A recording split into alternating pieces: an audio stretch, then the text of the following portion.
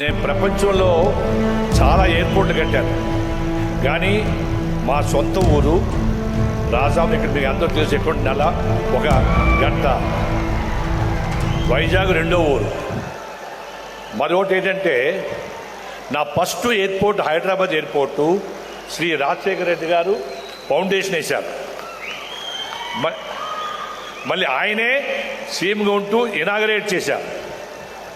రెండు మా ఢిల్లీ ఎయిర్పోర్టు రాజశేఖర రెడ్డి గారే వారితో పాటు వచ్చి ఇనాగరేట్ చేశారు. వారు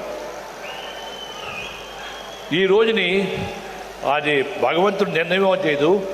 వారి తనయుడు జగన్మోహన్ రెడ్డి గారు వారి అమృతాస్త్రాలతో ఈ రోజుని నాకు ఫౌండేషన్ వేయడం ఉంది. అది రెండో సంతోషమైంది నిజంగాను. వారే దీన్ని మళ్ళీ ఇనాగరేట్ చేయాలని నేను భగవంతుడిని నేను కోరుకుంటున్నాను. నేను ఇది ఈ రోజు నా 73 సంవత్సరాలు. This is the happiest day నాకు ఈ రోజు. అలా ఇదేదైనా ముందుకు జరపగలుగుతామా అని చెప్పి 36 నెలలు కాకుండా 24 నెలల్లోనే ఏమైనా చేయగలుగుతారా అని చెప్పి కూడా అడిగా.